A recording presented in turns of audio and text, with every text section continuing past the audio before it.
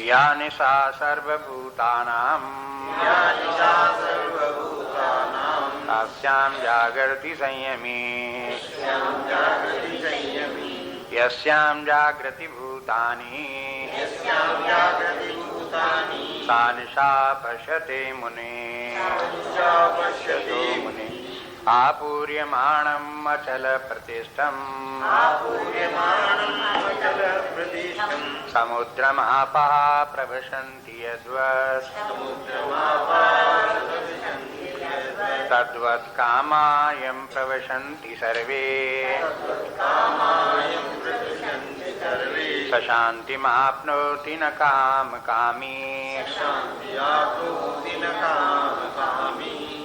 विहाय कामान् यः सर्वान् पुमांश्चरति निःस्पृहः निर्ममो निरहङ्कारः शान्तिम् अधिगच्छति एषा ब्राह्मी स्थितिः पार्थ नैनां प्राप्य विमुह्यति स्थित्वा स्यामन्तकालेऽपि ब्रह्मनिर्वाणमृच्छति एषा ब्राह्मी स्थितिः पार्थ नैनं प्राप्य विमुह्यति स्थित्वा स्यामन्तकालेऽपि ब्रह्मनिर्वाणमृच्छति।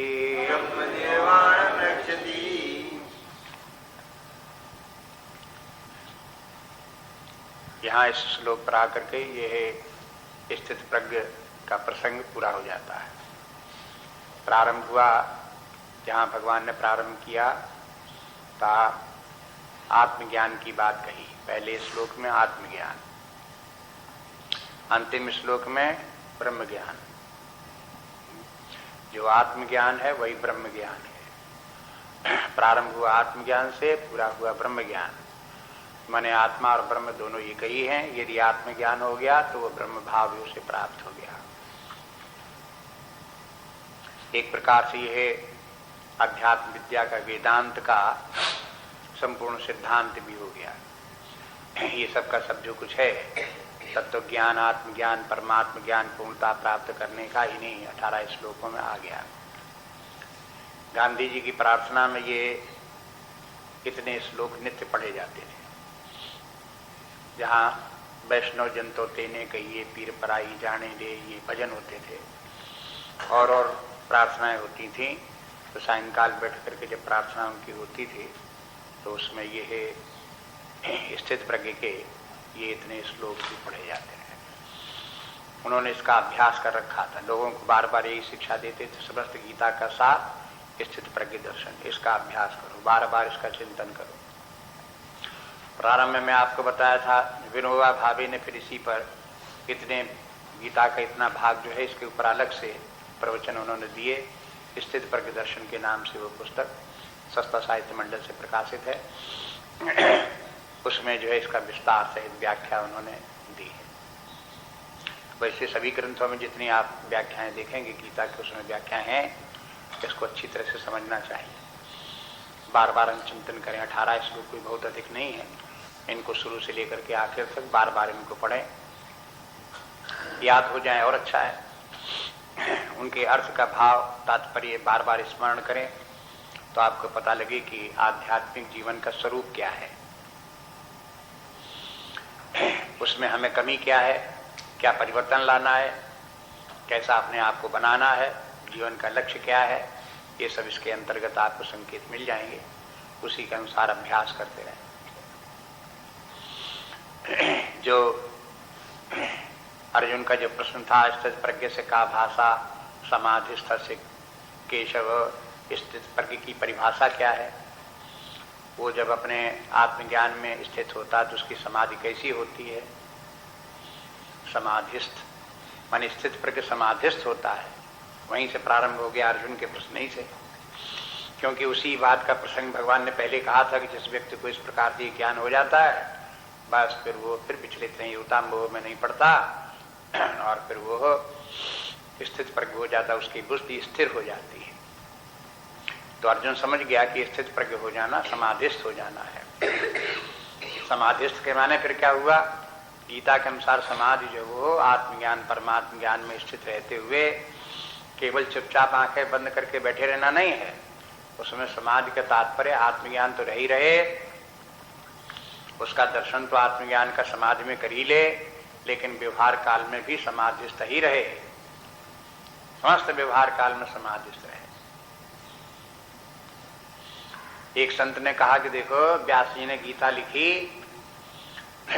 तो तमाम ग्रंथ लिखे तो लिखे, लेकिन जब गीता लिखी तब समाधिस्थ हो गए।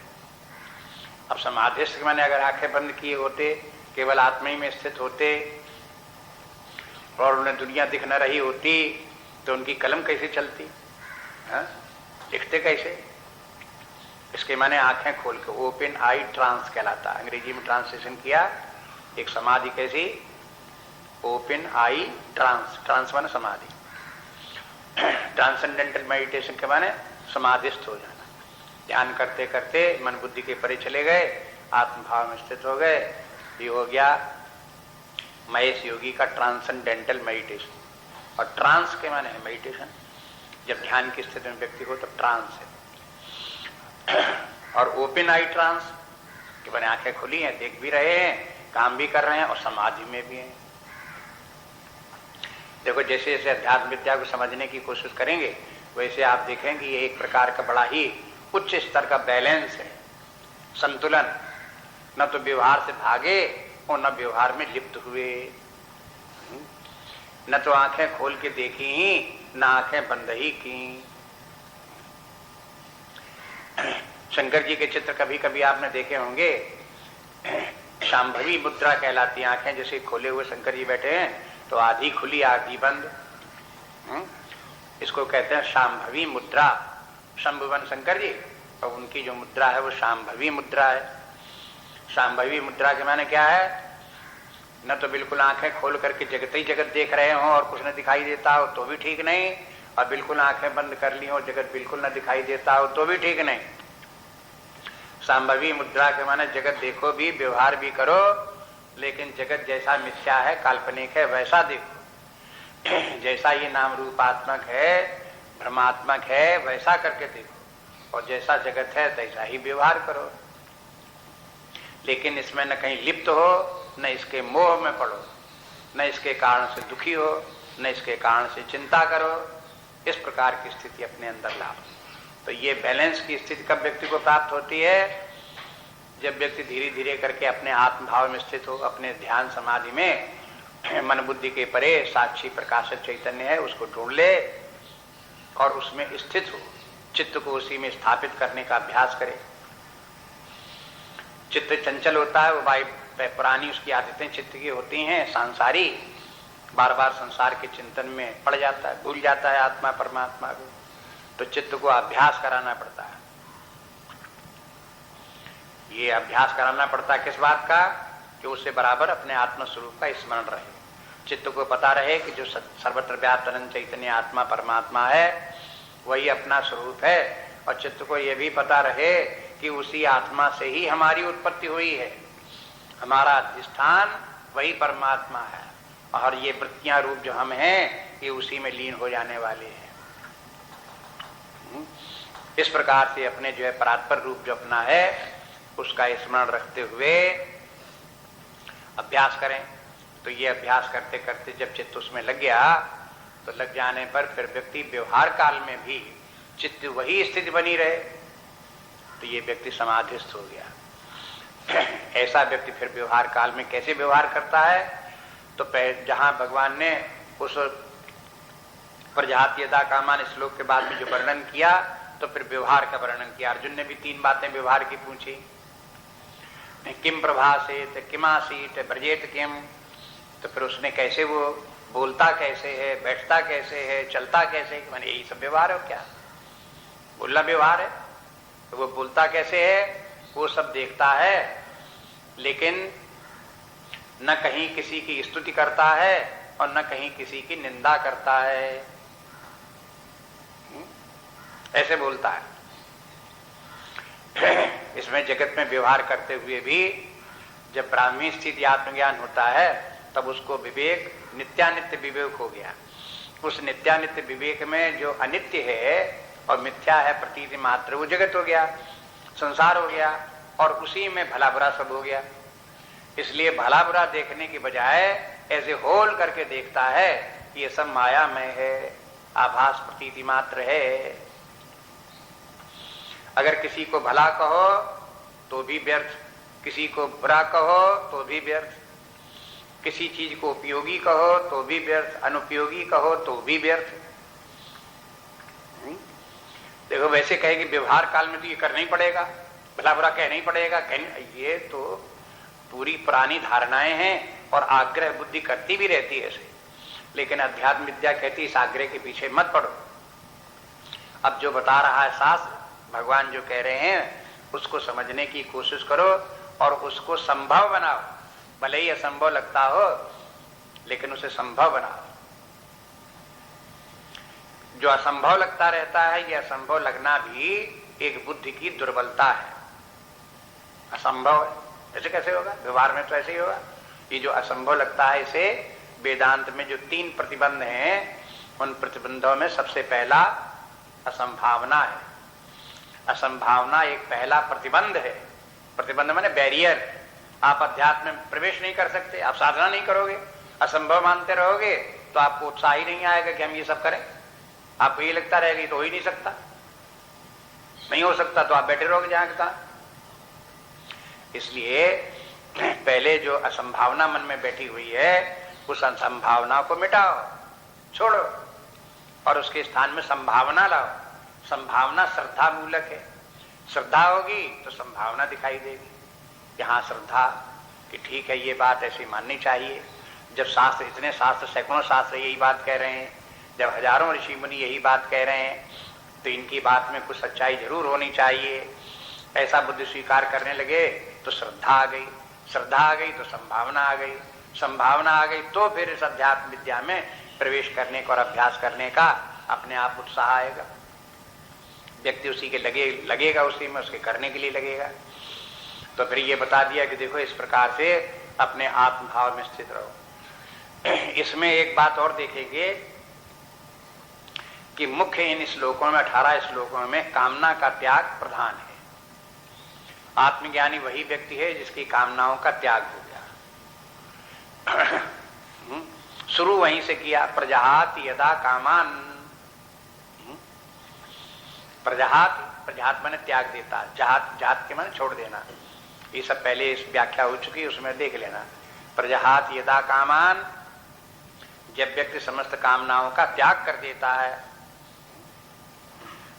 सर्वान पार्थ मनोगतान। अब ये कामनाएं कहाँ होती हैं? कोई आत्मा में थोड़ी कामनाएं होती हैं, ये तो मन में उत्पन्न होती रहती हैं। इसलिए देखो कि मन हम नहीं है, मन हमसे भिन्न है और मन में कामनाएं उत्पन्न होती हैं। हम कामना विहीन है, कामनाओं से स्वतंत्र हैं, मुक्त हैं। ऐसे अपने आत्मा स्वरूप को देखो। आत्मा अनात्मा रूप, आत्मा हम, अनात्मा मन। इस प्रकार से अपने आप में देख करके कामनाएं जो उत्पन्न होती हैं मन में होती हैं। न मैं मन हूं, न मैं कामना हूं, न मेरे कामना से संबंध है। मैं इन कामनाओं का दृष्टा, इस मन का भी दृष्टा, साक्षी, शुद्ध चेतना मात्र हूं। तो आत्मन्यव आत्मा तुष्टा। तो फिर ऐसा व्यक्ति फिर आत्मा से आत्मा में ही संतुष्ट हो गया। मैं संतुष्ट हो जाने के माने अपने आत्मा में स्थित हो गया, आत्म भाव में आ गया, वही स्थित हो गया। और फिर उसके बाद में उसके बस वो व्यक्ति तस्य प्रज्ञा प्रतिष्ठिता, ऐसे व्यक्ति की प्रज्ञा स्थित हो गई, वो फिर स्थित प्रज्ञ हो गया। तो यहां से प्रारंभ किया और फिर आगे बताते गए कि ऐसा व्यक्ति व्यवहार काल में बिल्कुल कहीं किसी से आसक्त नहीं होता। एक श्लोक पर वहीं दिया कि अभिस्नेहा, बोले कि देखो अभिस्नेह, एक तो स्नेह है, तो एक तो बात ये है कि ऐसा नहीं करते कि किसी से प्रेम न करो।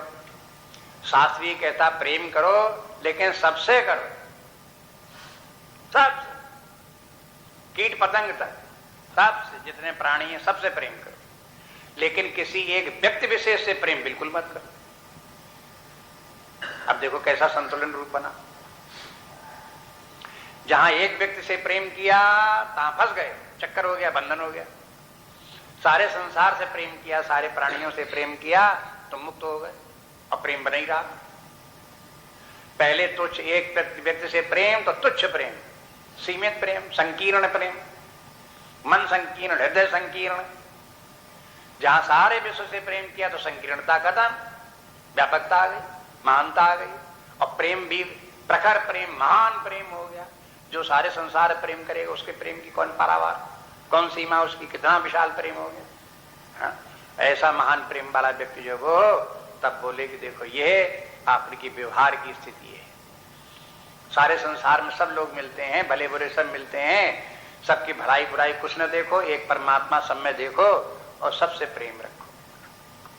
प्रेम रखने के माने प्रेम तभी होता है जब व्यक्ति हित करे, हित, सबका हित चाहो तो प्रेम है। और अगर किसी का हित कही, किसी का अनहित सोचने लगे तो क्या हो गया, राग द्वेष हो गया। राग द्वेष हो गया तो दलदल में फंस गए, डरा गए। बस यही बार बार विचार करते रहो, देखते रहो।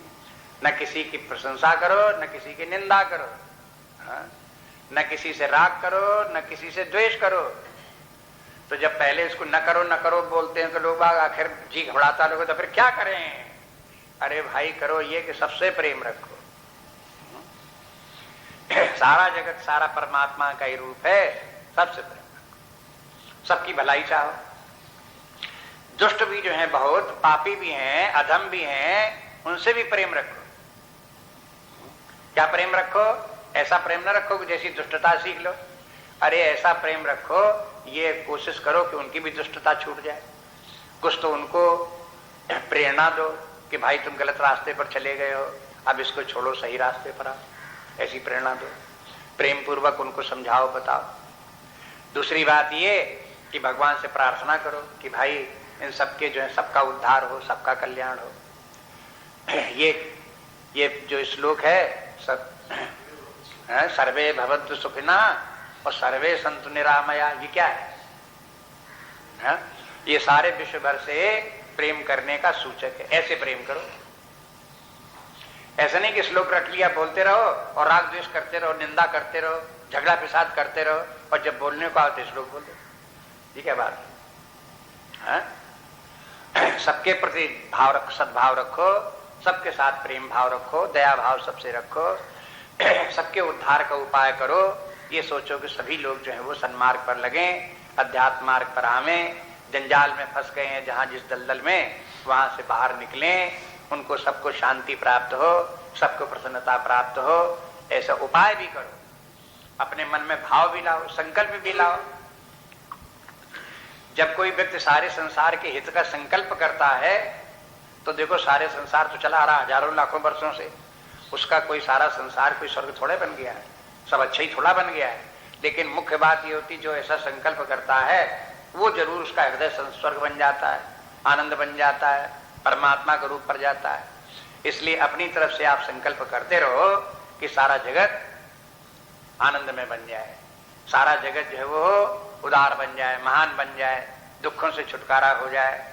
ये सब आप विचार करते रहो, उपाय भी उसके लिए करते रहो, उसके लिए प्लानिंग भी करते रहो, उसके लिए कार्य व्यवहार भी उसी के लिए करते रहो। और फिर भगवान कहते हैं कि जो ऐसा करता है वो मुझे सबसे अधिक प्रिय है। भगवान को सबसे अधिक प्रिय कौन? लड़ाई झगड़ा करने वाले, एक दूसरे की निंदा ऐसे थोड़े भगवान को प्रिय, छल प्रपंच करने वाले थोड़े भगवान को प्रिय है। जो व्यक्ति इस प्रकार से सबसे प्रेम रखे और बिना कहीं आसक्ति रखे हुए, बिना कहीं ममत्व रखे हुए सबका हित कल्याण चाहे, वैसी भाषा बोले, वैसे ही कार्य करे, वैसे ही व्यवहार करे और फिर अपने व्यवहार काल में इंद्रियों को संयमित रखे, विषयों की कामना न करे, विषयों में लिप्त न हो। लेकिन इसके माने ये भी नहीं कि विषयों का उपयोग न करे। अरे आंखों से देखे भी, कानों से सुने भी, जिह्वा से स्वाद भी ले, नासिका से गंध भी ले, लेकिन अनासक्त था, बिना कामना के, बिना स्पृहा के, बिना अटैचमेंट के, ये सब कर खाया पिया भूल गए, बस जो मिला सो खाया और खाए और भूल गए, खत्म बात हो गई। लेकिन अब ये नहीं कि अब खाने को आज ऐसा मिले तो 6 घंटे से सवेरे से सोच रहे कि आज पूड़ी मिलेंगी, आज पूड़ी मिलेंगी, आज पूड़ी मिलेंगी, 6 घंटे तक यही याद कर रहे हैं, तो आसक्ति हो गई। हाँ, और मिल गई पूड़ी तो कहा बहुत दिनों के बाद आज पूड़ी मिली, गदगद हो गए। हाँ, और फिर पूड़ी खाने के बाद फिर सारा रात तक जब तक सोए नहीं तब तक जो मिला जो आया बोले आज पता नहीं, देखो कैसा बढ़िया दिन रहा, आज पूड़ी खाने को मिली। कहीं आज क्या खाया कि आज पूड़ी खाने को मिली। अब रात तक याद कर रहे हो बार बार पूड़ी खाने, माने ये किस बात की सूचना है कि आपको पूड़ी में आसक्ति हो गई, अटैचमेंट है। बस इस प्रकार के जो अटैचमेंट है वो दुखदाई है, वही संसार है। पूड़ी खाना संसार नहीं है। पूड़ी में इस प्रकार के खाने के पहले से लेकर के खाने के अंत तक बार बार उसी के चित्त उसी में धरा रहे, उसी को आप सोचते रहो, तो आप समझ लो ये अटैचमेंट इसी का नाम है, इसी का नाम आसक्ति है। और यही आसक्ति जो है व्यक्ति को कामना उत्पन्न करती है, यही कामना बंधन का कारण है, और फिर यही नाना प्रकार के दुखों का कारण है। लोगों को ये लगता है कि कामना तो बहुत अच्छी है, आज पूड़ी मिलेगी, पूड़ी देखो कितने खुश है, सवेरे से खुश है। माने कामना होना खुश है, कामना खुश करती है। अरे खुश नहीं करती। आप जैसा विचार कर, तो फिर एक बार आप विचार करो कि कामना आपने की तो वो सुख नहीं देती, दुख देती है। वो कामना आपकी पूरी भी हो गई तो भी दुख देती है। वस्तु में कामना रही तो उस समय भी वो दुख रहेगा, अंत में भी उसका दुख है। कामना पूरी हो जाने के बाद भी दुख है। कामना जो है वो आदि से अंत तक दुख ही दुख देती है। कामना दुख स्वरूप है, अपूर्ण कामना भी दुख स्वरूप है, पूर्ण कामना भी दुख स्वरूप है। इस प्रकार से शास्त्रों में बार बार कहा गया। लेकिन कैसे है ये आप अपने आप ढूंढो, पता लगाओ। भव सुखे दोषोनुसंधीयताम, ये सूत्र है, याद रखना पड़ते हैं इनको। भव सुखे, संसार के सुख में, दोषा अनुसंधीयताम, इनमें सब में दोष भरे हुए हैं, इनको है अनुसंधान करो। इनका अनुसंधान माने अपनी बुद्धि लगाओ, ढूंढो इन विषय सुखों में क्या दोष है। तो ये सब वर्णन इसमें जो है इन श्लोकों में बराबर आता रहा, विषयों के त्याग की, कामना के त्याग की। लेकिन जैसे बोल देते विषयों का त्याग का, तो आपका लगता है खा ही ना क्या, सुख ही ना क्या, ऐसे नहीं है। विषयों का त्याग के माने केवल उनका अटैचमेंट त्याग, उनकी आसक्ति का त्याग। ऐसी कर्म त्याग की बात आती है तो कर्म त्याग की बात आती है, इसके माने नहीं निष्क्रिय होकर के बैठ जाओ। कर्म त्याग के माने सकाम भाव से जो कर्म किए जाते हैं इंद्रिय भोगों के लिए, बस वो इस प्रकार की आसक्ति, कर्म आसक्ति है, विषय आसक्ति, वो छोड़ दो तो हो गया कर्म का त्याग। इस प्रकार से जो व्यक्ति इस प्रकार से रहता है और कहीं आसक्त होकर के नहीं बैठता, न किसी परिवार में, न कहीं पुत्र पत्नी आदि में, न कहीं धन संपत्ति आदि में, न कहीं स्थान विशेष में, न भवन में, न भूमि में, वो सब विचरण करता है, चिपके कहीं नहीं, चलता रहे। कुछ बाहरी साधनाएं भी इस प्रकार से हैं। अगर कहीं कोई व्यक्ति एक स्थान में रहता, चलता रहता है, तो ये सहायक होता है कहीं की बुद्धि उसकी कहीं एक जगह चिपके नहीं। वैसे तो कहीं भी व्यक्ति रहे, अनासक्त रहे तो काम पूरा हो गया। लेकिन देखते हैं एक स्थान पर हो तो आसक्ति पैदा होने लगी, तो आसक्ति पैदा होने लगी तो क्या करें भाई, चलो फिरो, थोड़ा छोड़ो स्थान, कहीं दूसरी जगह जाओ। तो इससे देखोगे आप, तो फिर जो है आसक्ति, स्थान आसक्ति, व्यक्तियों में आसक्ति, कुछ लोगों में अटैचमेंट हो जाता है। जिन लोगों के साथ में रहो उन्हीं में लगने लगता है कि हम तो इन्हीं के आश्रित हैं, यही सहायक है, हम इनकी सहायता, ये हमारे सहायक, ये हमारे मित्र हैं, ये हमारी भलाई चाहते हैं। बस मन अटक गया। भाई देखो, मन तो ये रागात्मक वृत्ति है, इसका तो स्वभाव है कहीं ना कहीं चिपकना, जो मिलेगा वहीं चिपकने की कोशिश करेगा। लेकिन बुद्धिपूर्वक जो है सबसे अपने मन को हटाए रखो, कहीं आसक्त मत हो, कहीं चिपको नहीं। इसके लिए परमात्मा का स्मरण करते रहो, सबसे प्रति सद्भाव रखो। इसलिए कल देख रहे थे अंतिम श्लोक में बोल दिए, सब अंतिम बात क्या है, आध्यात्मिक साधना करते करते व्यवहारिक जीवन बिल्कुल वैराग्यमान जीवन हो जाए, आत्मज्ञान में रहे और व्यवहार काल में भी विरक्त रहे, बिल्कुल डिटैच्ड एकदम से। इसीलिए कह दिया कि समस्त कामनाओं का त्याग करके विहाय कामान विहाय सर्वान कामान पुमान शरति निष्प्रहा, व्यक्ति निष्प्रह होकर के समस्त कामनाओं का त्याग, कोई कामना करे, कोई स्पृहा न रखे। देखो काम दोनों में अंतर भी है। विहाय सर्वान कामान, समस्त कामनाओं को छोड़ करके उसके बाद बोले निष्प्रहा। निष्प्रहा के माने क्या? निष्प्रहा के माने भी कामना, निष्प्रहा माने कामना रही।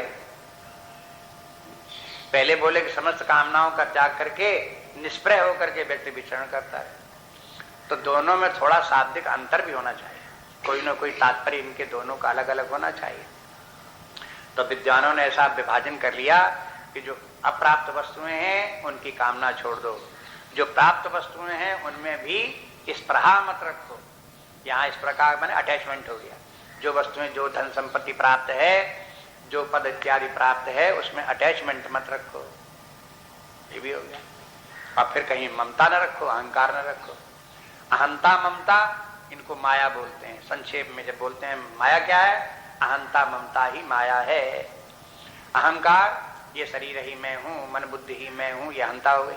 ममता ये शरीर मन बुद्धि से संबंध रखने वाले जो बाह्य जगत की वस्तुएं, व्यक्ति इत्यादि हैं, भावनाएं हैं और विचार हैं, इन सब में जो ममत्व का भाव है उसका नाम ममता है। ममता केवल वस्तुएं में नहीं होती, परिवार में नहीं होती, ममता अपनी भावनाओं में भी होती है, ममता अपने सिद्धांतों और विचारों में भी होती है। देखो यहाँ पर body, mind and intellect, Swami ji जो है इन तीन को बड़ा महत्व देते रहते हैं। इनको समझने के लिए समझो, body, mind and intellect, BMI, B माने बॉडी, M के माने माइंड, I के माने इंटेलेक्ट। इन तीनों के द्वारा व्यक्ति जगत से संपर्क करता है। तो जगत के भी तीन स्तर हो गए। एक तो शरीर के द्वारा होकर के ये जगत के स्तर, बाह्य जगत का जो इसका संबंध होता है, मन के द्वारा भावनाएं और बुद्धि के द्वारा विचार।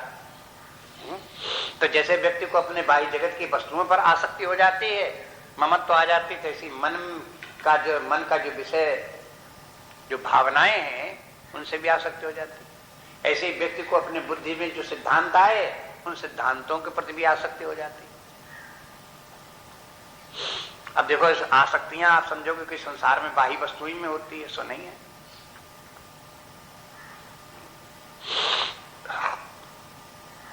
ये भावनाओं के विषय तीनों है इस प्रकार से। इन तीनों में जो हमारी आसक्तियां हैं वो कहीं भी ना हो। अहंता के माने मैं शरीर हूं, मैं मन हूं, मैं बुद्ध हूं, ये हो गया अहंता। ममता क्या हो गई? इस शरीर से संबंध रखने वाली जो कुछ भी हमारी वस्तुएं हैं, जो कुछ हमारे कपड़े लत्ते, मकान और जो कुछ हमारा परिवार, धन संपत्ति है, ये सब मेरा है, ये हो गई ममता। फिर मैं मन हूं, ये हो गया अहंकार। मन में अहंकार हो गया, मैं ही मन ही मैं हूं, ये अहंकार हो गया। इसमें मन में जो कुछ भला बुरा लग रहा है वो सब मुझे लग रहा है, वो भला बुरा भावनाएं हैं, आसक्तियां हैं, ये सब अपने मन में लग रही हैं, वो सब उनमें भी अटैचमेंट अपना है। तो हो गई ममता, यहाँ हो गई अहंकार, और यहाँ उसका इनका जो विषय हो गए उनमें हो गई ममता। इसी प्रकार से बुद्धि में हो गया अहंकार, मैं बुद्धि हूँ, मैं जो कुछ समझता हूँ बिल्कुल ठीक समझता हूँ। अब इसमें बुद्धि के जो सिद्धांत हैं उनमें हो गया ममत्व भाव। तो इस प्रकार से इनको देख करके ये समझे इनको कि ये सब त्याज्य है। शरीर में अहम भाव भी त्याज्य है, मन में और बुद्धि में भी अहम भाव त्याज्य है, और शरीर के स्तर पर जो बाह्य जगत की वस्तुएं, जड़ वस्तुएं हैं, वे भी सब उनमें आसक्ति त्याज्य है, और जो भावनाएं उनमें भी आसक्ति त्याज्य है, और जो अपने सिद्धांत मान्यताएं हैं उनका भी त्याज्य है। तो फिर रह क्या गया? सब खत्म। अब रह गया केवल वही अपना आत्मा, परमात्मा।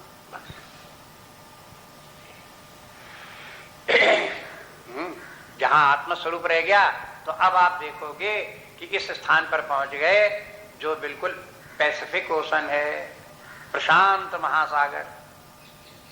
प्रशांत महासागर के माने जहां शांति ही शांति, चारों तरफ ऊपर नीचे शांति का समुद्र है। आनंद क्या है? आत्मा क्या है? आनंद का समुद्र है। आत्मा क्या है? शांति का समुद्र है।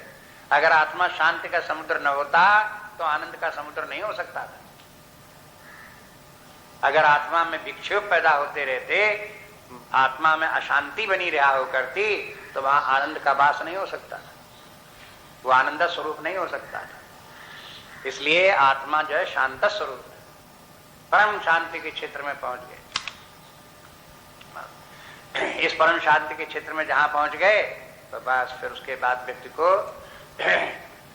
आत्मा की प्राप्ति हो गई, ब्रह्म की प्राप्ति हो गई। इसलिए अब यहां पर इस श्लोक में कह दिया ऐसा ब्राह्मी स्थिति ही।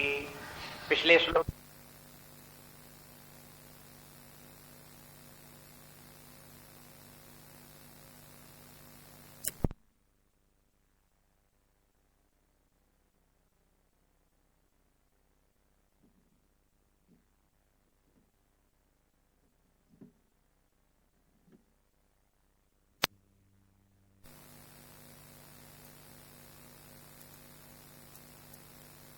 को प्राप्त हो गए हो। अब तुम समझो कि दुनिया में और कुछ नहीं हो, न शरीर हो, न प्राण हो, न मन बुद्धि हो, न दुनिया के कहीं कोई देवी देवता हो, न कहीं राक्षस हो, न भूत प्रेत हो। तुम केवल एकमात्र आत्मा परमात्मा हो जो शुद्ध निर्विकार है, वही तुम हो, वही ब्रह्म है, वही तुम। तो अपने शास्त्र इस बात में कहने में जरा भी डरते नहीं कि देखो आत्मा ही परमात्मा है, अपना वास्तविक स्वरूप नहीं। लोग घबराते रहते, संसारी लोग जी घबराता है कि हम कैसे परमात्मा हो जाएंगे, हम कैसे ब्रह्म हो जाएंगे, हम कैसे हो जाएंगे। हाँ, तो कहते हैं ऐसे हो जाओगे तुम, अगर शरीर भाव बनाए रखोगे तो नहीं हो जाओगे। तुमने यही संकल्प कर रखा कि हम शरीर ही, शरीर से भिन्न कुछ हो ही नहीं सकते ना है, तो आप ब्रह्म हो भी नहीं सकते। बिल्कुल पक्की बात है, आपकी धारणा भी ठीक है। लेकिन अगर ये बात आपकी समझ में आ जाए कि शरीर में हमारा अहंकार नहीं है, मन में हमारा अहंकार नहीं है, बुद्धि में हमारा अहंकार नहीं है, इन सबसे संबंध रखने वाली वस्तुओं में हमारा कोई ममत्व नहीं है, इनमें कहीं किसी वस्तु की हमें कोई कामना नहीं है, कहीं स्पृहा नहीं है, ये बात आपको समझ में आ जाए तो फिर आपको समझ में आ जाएगा कि आप आत्मा हो सकते हो, आप परमात्मा हो सकते हो। जो स्थिति भी अब आपको प्राप्त होगी उसी का नाम आत्मा है, उसी का नाम परमात्मा है। अब ये मत पूछो कि परमात्मा कैसा है, ये मत पूछो कि ब्रह्म कैसा है। अब बता दिया आपको, जिस स्थिति को अब आप पहुंच गए हो, जो कि जहां कहीं जो कुछ भी आप अनुभव कर रहे हो, इसी का नाम ब्राह्मी स्थिति है। पहले तो वहां तक पहुंचा दिया, कोई स्थान दिखा दिया कि देखो ऐसी ऐसी स्थिति है, ऐसे विचार, ऐसी भावना, ऐसा जीवन, ऐसा व्यवहार, और फिर कह दिया बस इसी स्थिति का नाम ब्रह्म ज्ञान है, परमात्मा की प्राप्ति इसी का नाम है।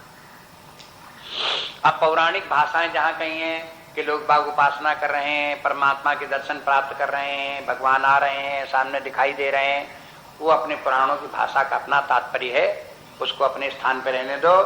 गीता ने जो सिद्धांत बता रहे हैं इसकी तरफ ध्यान दो। परमात्मा के प्राप्त का तरीका यही है कि पहले अपने आत्मा को प्राप्त करो, आत्मस्वरूप को जानो, और फिर जानो ये आत्मा ही परमात्मा है और परमात्मा ही ब्रह्म है। अब जहां आपने आत्मा के दर्शन किए, परमात्मा के दर्शन किए, ब्रह्म के दर्शन किए, समझ लो कि परमात्मा की प्राप्ति हो गई। बस यदि परमात्मा की प्राप्ति, अब इसलिए वेदांत ये कहता समझाने के लिए कि देखो परमात्मा की प्राप्ति कहीं बाह्य जगत की किसी वस्तु और व्यक्ति की तरह नहीं होती। परमात्मा की प्राप्ति अपने ढंग से होती है। जैसे संसार में आपको कहीं कोई वस्तु चाहिए हो, हाँ, तो चूंकि पहले से वो अप्राप्त वस्तु है, इसलिए कोई व्यक्ति सहायता करेगा या धन इत्यादि होगा तो खरीद के या किसी व्यक्ति के द्वारा वो वस्तु आपको प्राप्त हो जाएगी। तो अप्राप्त वस्तु आपको प्राप्त हो जाती है। तो ये संसारी वस्तुओं का नियम ये है कि वह वस्तुएं पहले अप्राप्त होती हैं, बाद में प्रयास करने से किसी न किसी साधन से वे प्राप्त हो जाती हैं। लेकिन परमात्मा अप्राप्त वस्तु नहीं। क्यों नहीं अप्राप्त वस्तु? क्योंकि परमात्मा जगत की कोई वस्तु नहीं। जैसे दुनिया में पेड़ पहाड़ नदियां हैं, जैसे दुनिया में कार मकान इत्यादि हैं, जैसे दुनिया में व्यक्ति बहुत से हैं, जैसे पेड़ पौधे बहुत से हैं, ऐसे जैसे दुनिया की चीजें होती हैं, ऐसे परमात्मा इस दुनिया की कोई वस्तु विशेष नहीं है। ये बात पक्की बात है। फिर वो परमात्मा क्या है? इस जगत की जगतातीत है, जगत से पहले है। जब जगत नहीं बना तब भी था, जगत उसी से उत्पन्न हुआ, उसी में स्थित, उसी में विलीन हो जाने वाला है। तो फिर वो परमात्मा जगत की कोई वस्तु कैसे हुआ? इसलिए परमात्मा जगत की वस्तु नहीं है, ये बात निश्चय करो। क्योंकि जगत की वस्तु नहीं है, इसलिए जगत की वस्तुओं की तरह से वो प्राप्त भी नहीं होता। ये जितने मनुष्य हैं वो तो जगत की वस्तु हैं। कोई वस्तु व्यक्ति बहुत दूर है, आपको हम आपसे मिलना चाहते, आप चिट्ठी लिखो, टेलीफोन करो, वो व्यक्ति आ जाएगा, वहां से यहाँ आएगा और आपको मिल जाएगा, आपके सामने खड़ा हो जाएगा, आपको मिल जाएगा। क्योंकि वो एक दुनिया का व्यक्ति, संसार की रचना है, इसलिए ऐसे मिल जाएगा। लेकिन परमात्मा इसी तरह से दुनिया में कहीं रहता हो, इंग्लैंड में रहता हो, अमेरिका में रहता हो, न्यूजीलैंड फिजीलैंड में रहता हो, आप उसको टेलीफोन करो, आ जाए और खड़ा हो जाए करके, तो वो दुनिया की वस्तु ऐसे नहीं है। ये धारणा छोड़ दो। फिर कैसे मिलेगा? वो मिलेगा अपने हृदय में ही, अपने भीतर खोजो। जब ये अहंता ममता सब समाप्त हो जाएगी, तब आप अपने आप ज्ञान के उस क्षेत्र में पहुंच जाएंगे जो जगतातीत परमात्मा है, जहां से जगत उत्पन्न हुआ है, वो तत्व जो है सच्चिदानंद स्वरूप परमात्मा, उस फील्ड में, उस क्षेत्र में आप पहुंच जाओगे। वो अभौतिक है, इसलिए परमात्मा दिव्य कहलाता है, क्योंकि जगत दिव्य नहीं है, अदिव्य है, ये भौतिक है। परमात्मा दिव्य है, अभौतिक वस्तु है। बस ये बार बार याद रखो। इसलिए परमात्मा अभौतिक वस्तु होने के कारण से वो अपने हृदय में ही ऐसे प्राप्त होता है कि पहले अपने आत्मा को जानो, परमात्मा को जानो, बस फिर वही समझ लो यही परमात्मा है। तो परमात्मा जब हमें प्राप्त होता है तो हमें अपने रूप से ही, अपने आप में, हमसे, हमारे रूप में ही प्रकट होता है, अपने से भिन्न नहीं प्रकट होता है। इसके माने है जगत की वस्तुएं जो हैं, ज्ञान के विषय एक ज्ञाता है और एक ज्ञेय है। ज्ञाता हम है और ज्ञेय वस्तु दूसरी है। इस प्रकार से परमात्मा नहीं है, परमात्मा अपना ही स्वरूप है। इसलिए अपने आप को ही पहचान करके परमात्मा की पहचान भी प्राप्त होती है। इसलिए इतना कहना पड़ा कि देखो, इस प्रकार से जब व्यक्ति अपने जीवन का निर्माण करता है, अपने व्यक्तित्व की इस ऊंचाई पर, जहां पर की आत्मा है, वहां तक व्यक्ति पहुंचता है, तो उसे परमात्मा की प्राप्ति हो जाती है। यहाँ परमात्मा की प्राप्ति के लिए देशा ब्राह्मी स्थिति पार्थ, हे पार्थ, उस व्यक्ति को परमात्मा की प्राप्ति हो गई, साफ साफ बता दिया यार। और फिर बोले कि परमात्मा की प्राप्ति हो गई, तो ये बात यहाँ भी कहते हैं, आगे भी कई जगह बोलेंगे, न एनम प्राप्ति विमुह्यति। इसके माने है कि ये वन वे ट्रैफिक है। आप परमात्मा को प्राप्त तो कर सकते हो, जहां कहीं हो वहां से आगे बढ़ते हुए अपने आत्मज्ञान, परमात्म ज्ञान तक पहुंच तो सकते हो, लेकिन परमात्म ज्ञान प्राप्त करके आप लौट नहीं सकते। लौटने के माने फिर आप अज्ञान में आ जाओ, फिर मोह में पड़ जाओ, फिर आसक्तियों में पड़ जाओ, यह नहीं हो सकता। इसलिए किसी को खतरा हो कि हम फिर संसार में लिप्त नहीं हो पाएंगे, हम संसार में फिर आसक्ति नहीं कर पाएंगे, है? तो फिर उसको परमात्मा की प्राप्ति करने का प्रयास नहीं करना चाहिए। नहीं तो उसकी सभी आसक्तियां और सबके इस जगत का जितनी उपलब्धियां हैं, वो सब उसकी नष्ट भ्रष्ट हो जाएंगी। वो फिर दोबारा लौट करके प्राप्त होने वाली नहीं है। एक बार, अब देखो, ये नियम भी जो है वो आपको बार बार बताते रहते हैं, ये प्रयोग करके भी देख लो, छोटे छोटे प्रयोग करके देख लो।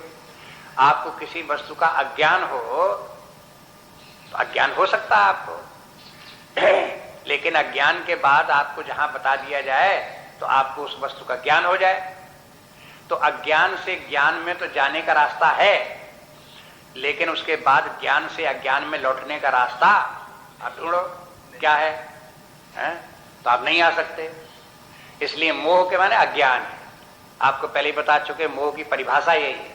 मोह के माने ये है जो सद्वस्तु है उसकी अनुपलब्धि, और जो मिथ्या वस्तु है उसकी अन्यथा अनुपलब्धि, और दूसरे स्थान पर मिथ्या प्रतीति ये होने लगना।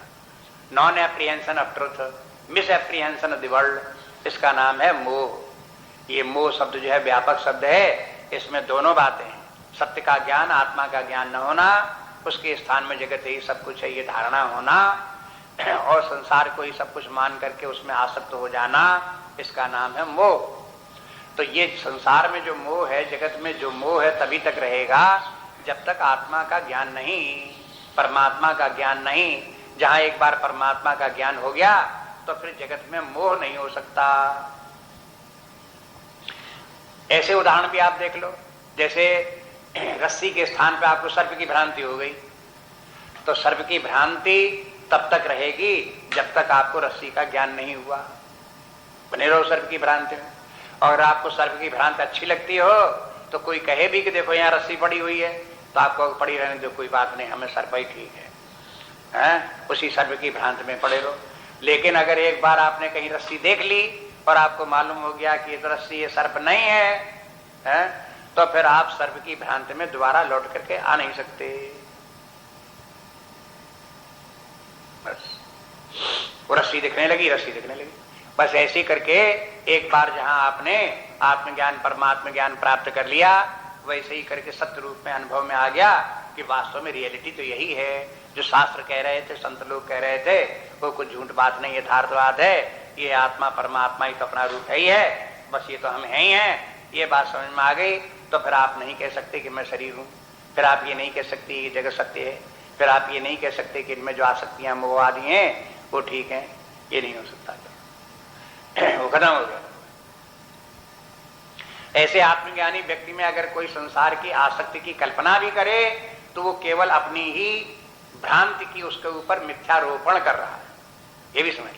कभी कभी ऐसा भी लगता है कि जैसे ज्ञानी पुरुष हो गए, रामकृष्ण परमहंस हो गए, अभी हाल में रमण महर्षि हो गए, आनंदमयी माँ हो गई, इस प्रकार के बहुत से लोग अब भी इस काल में भी होते रहे, होते हैं, अब भी हैं।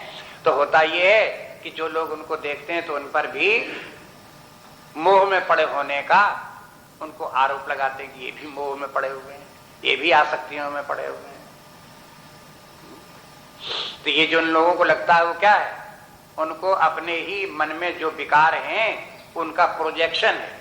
यथा दृष्टि तथा सृष्टि, दृष्टि ही मलिन है, तो उसके कारण से ऐसे ज्ञानी महात्माओं के में भी, संतों में भी दोष दिखाई देते हैं लोगों को, और सदा दिखाई देते रहे।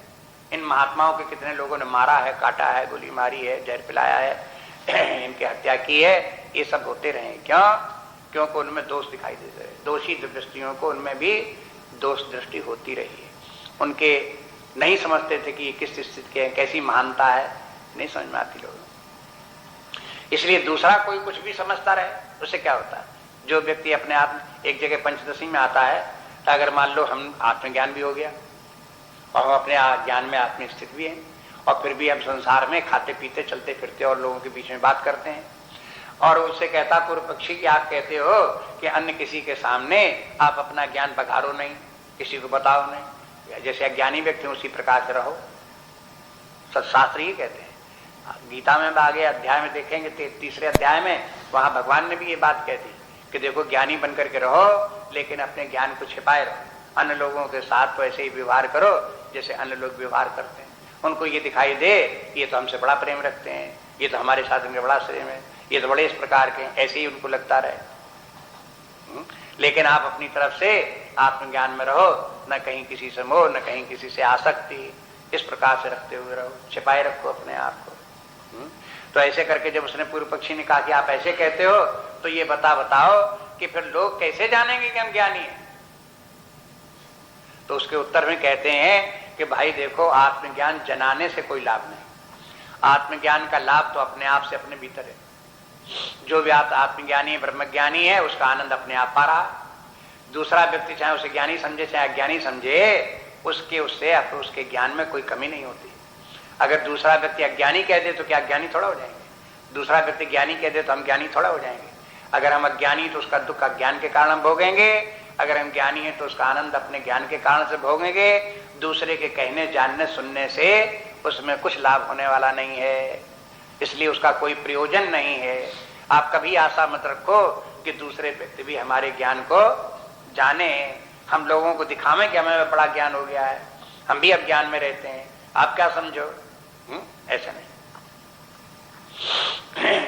तो ये बताते हैं कि देखो इस प्रकार से व्यक्ति जब कभी भी ऐसा ज्ञानी व्यक्ति ज्ञान को ब्राह्मी स्थिति तो प्राप्त हो गई, लेकिन वो व्यवहार काल में रहेगा, तो रहते हुए व्यवहार काल में दूसरे लोगों को भले ही लगे कि ये तो हमारी तरह से अज्ञानी व्यक्ति है, लेकिन वो ज्ञानी व्यक्ति उस व्यवहार में भी मोह में नहीं पड़ता। अब इस बात को समझाने के लिए तमाम कथाएं वथाएं भी सुनाई जाती हैं। एक बार एक महात्मा थे, जगह जगह घुमा करते थे। प्राचीन काल की बात है, बहुत से राज्य हुआ करते थे, एक राज्य से दूसरे राज्य, दूसरे राज्य से दूसरे राज्य, एक राजा को पता लगा हमारे राज्य में बड़े अच्छे महात्मा आ गए, बड़े वेदांती ज्ञानी हैं, बड़े विरक्त हैं, बड़े त्यागी हैं। और ये मालूम हुआ कि वो सब अपने देश भर में जगह जगह खूब उपदेश दे रहे हैं, शिक्षा दे रहे हैं, लोगों को धर्म की शिक्षा दे रहे हैं। और करते क्या है कि भीख मांग करके खा लेते हैं और बस सड़क के ऊपर पेड़ के नीचे पड़े रहते हैं। तो राजा को लगा कि देखो हमारे राज्य में ऐसा महान व्यक्ति आ गया और पेड़ के नीचे पड़ा रहे तो अच्छा नहीं, उसका आदर सत्कार करना चाहिए और उसको कहीं उसके रहने की ठहरने की व्यवस्था अच्छी करनी चाहिए। राजा का धर्म है कैसे महात्माओं संतों की कुछ सेवा करे, ऐसा सोच करके उसने भेजे अपने कर्मचारियों को, महात्मा को बुलाया कि आपको राजा याद कर रहे हैं, आपको जो है कुछ जो है वो सेवा इत्यादि चाहते हैं, करना चाहते हैं।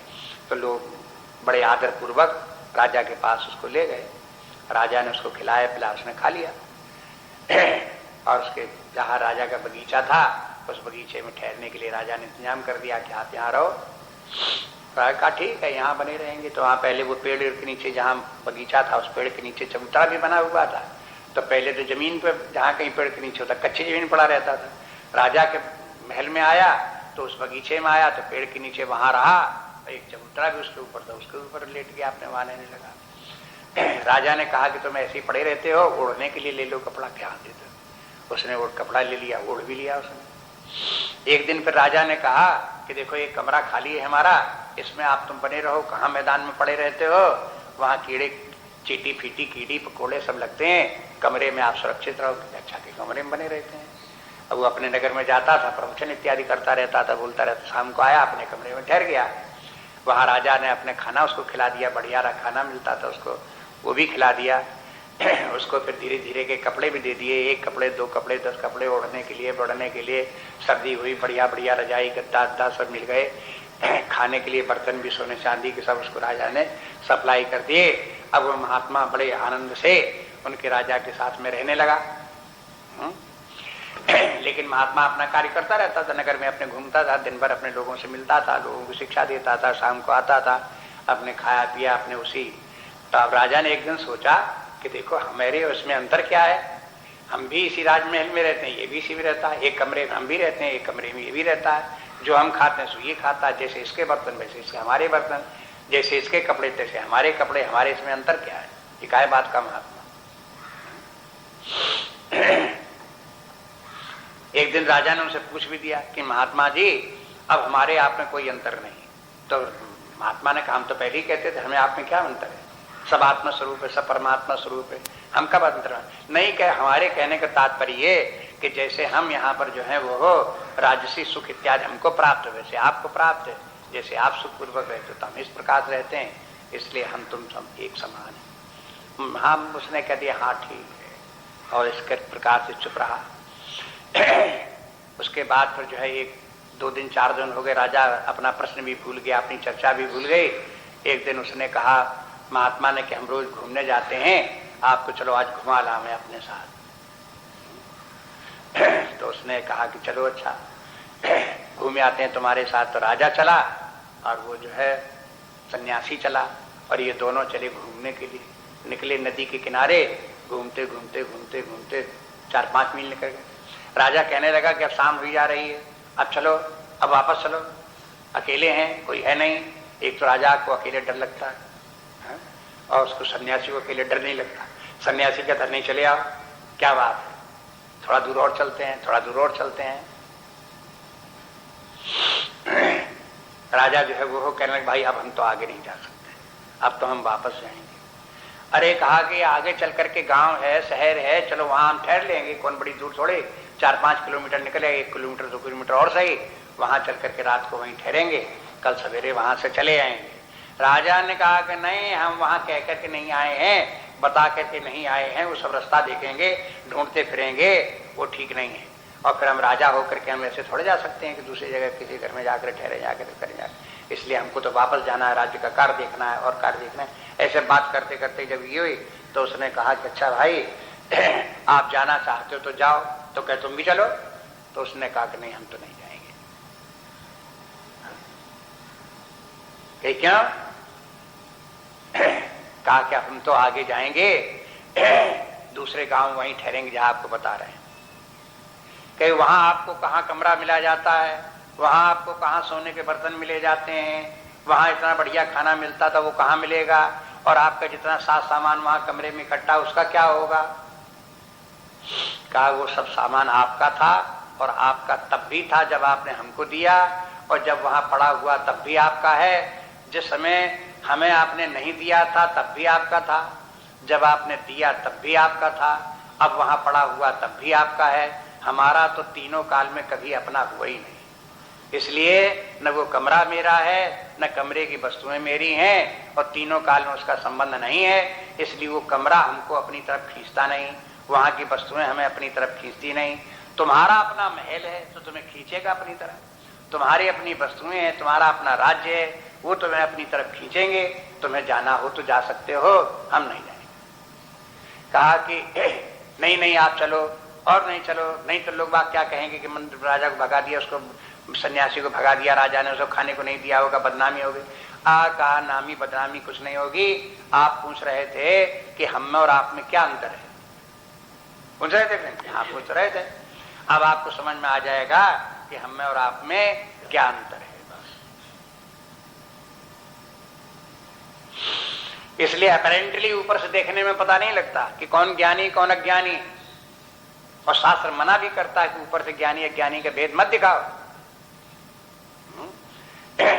लेकिन ज्ञानी अज्ञानी जो है वो हो जहां है तैसे हैं, और जहां उनका जैसा परिणाम है, जैसा उनका आंतरिक जीवन है, वो आंतरिक जीवन में तो अंतर है ही है। इसलिए एक बात बराबर ये ध्यान में रखें कि आत्मज्ञान ब्रह्म ज्ञान को प्राप्त करें, उसी में स्थित रहें, और उसको प्राप्त करने के बाद में संसार के मोह में ज्ञानी व्यक्ति कभी आसक्तियों में नहीं पड़ता। जैसे आप उदाहरण कहानी दिखा रहे थे आपको कि वो सन्यासी जो है राजा का राज्य का सारा आनंद प्राप्त कर, सुख साधन प्राप्त करके भी उसमें लिप्त नहीं हुआ, क्योंकि वो ज्ञानी था, आत्मज्ञानी था, इसलिए कहीं उसकी आसक्ति नहीं हुई। लेकिन अज्ञानी व्यक्तियों की आसक्ति रहती है, और जब तक परमात्मा ज्ञान नहीं प्राप्त होता तब तक ये आसक्तियां पूर्ण रूप में छूट गई, ये भी नहीं कहा जा सकता, वो रहती फिर भी है। इसलिए ये भी बता दिया कि दो में से एक ही स्थित होती है। इस पंक्ति से तात्पर्य ये भी हो गया, एक तो ये हो गया कि ब्राह्मी स्थिति कहते किसे हैं, वो बात बता दी। दूसरी बात ये बता दी कि ब्राह्मी स्थिति होना और अज्ञान की अवस्था होना, दोनों में से एक ही हो सकता है। जहां आत्मज्ञान होगा तहां संसार का अज्ञान अंधकार नहीं होगा, और जहां संसारी अज्ञान का अंधकार होगा वहां आत्मज्ञान का प्रकाश नहीं होगा। दोनों जो है वो हो बराबर। इस प्रकार से कह दिया कि जहां आत्मज्ञान है नयनम प्राप्य विमुह्यति, वो व्यक्ति इसको प्राप्त करके मोह में नहीं पड़ता।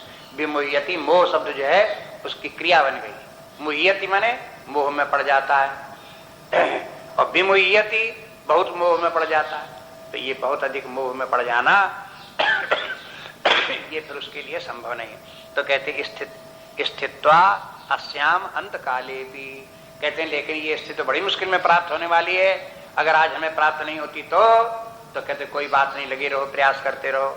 अगर आपके जीवन के अंतकाल में भी स्थिति प्राप्त हो गई, अंतकाल माने वृद्धावस्था में, अब आप ये कहो कि हमने बचपन में ये ज्ञान प्राप्त नहीं किया, जवानी में ये ज्ञान प्राप्त नहीं हुआ, अब बुढ़ापे में क्या प्राप्त होगा, तो उसका उत्तर है भगवान कहते हैं अगर बुढ़ापे में भी ये ज्ञान आ जाए, मरने के पहले भी ये ज्ञान प्राप्त कर लो, तो भी ब्रह्म निर्वाणम रक्षति, तो शरीर छूटने के बाद परमात्मा ही प्राप्त होगा, परमात्मा भाव में ही रहोगे, उससे आप परमात्मा से विमुख नहीं होगे।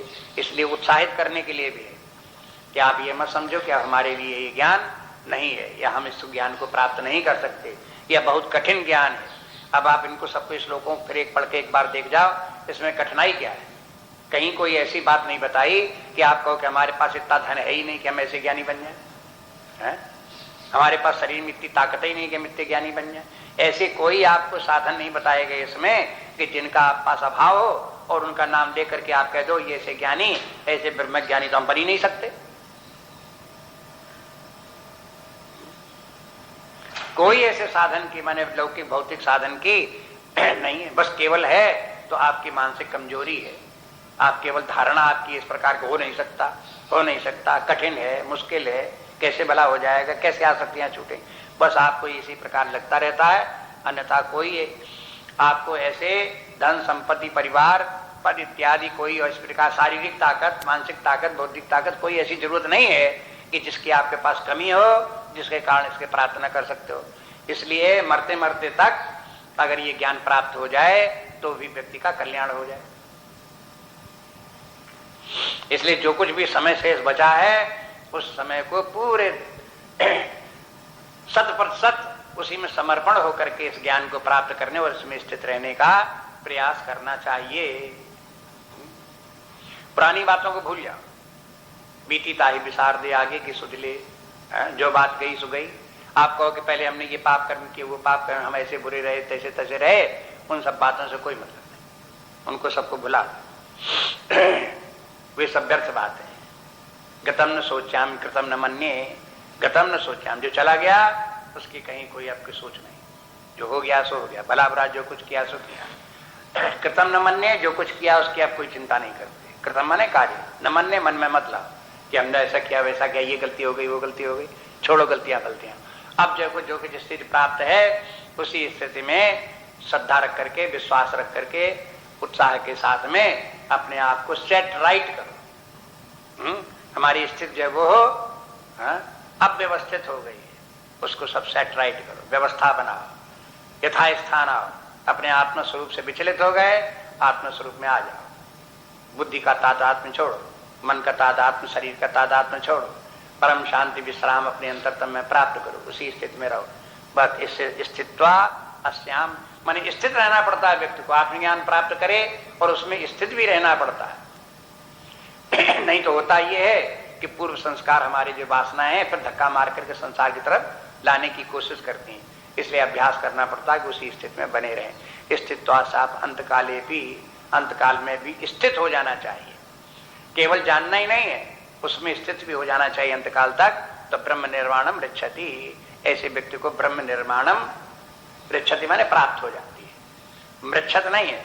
ब्रह्म निर्वाणम, निर्वाणम की मां है, और उसके बाद में ऋच्छति, ऋच्छति के माने प्राप्त हो जाता है, निर्वाण को प्राप्त हो जाता है।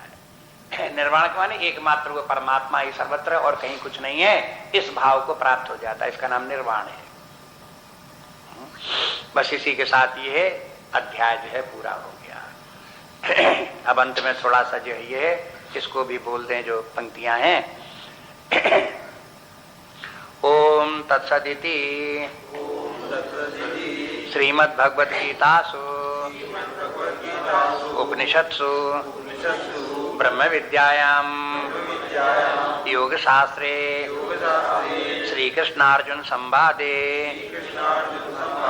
सांख्य योगो नाम द्वितीयो अध्यायः।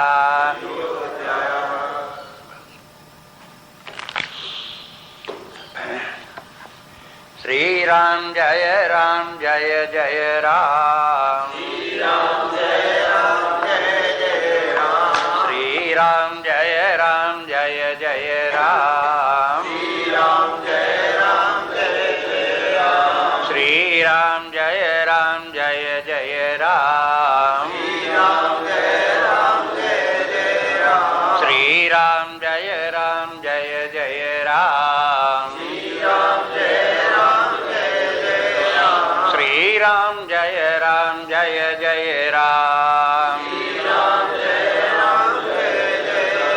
श्री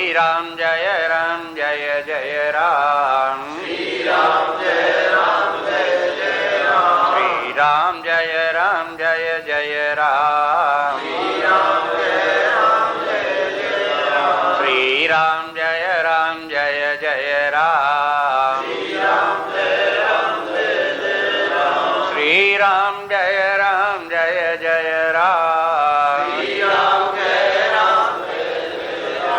श्री राम जय जय राम, श्री राम जय जय राम, श्री राम जय जय राम, श्री राम जय जय राम, श्री राम जय जय राम, श्री राम जय जय राम, श्री राम जय जय राम, श्री राम जय जय राम, श्री राम जय जय राम, श्री राम जय जय राम, श्री राम जय जय राम,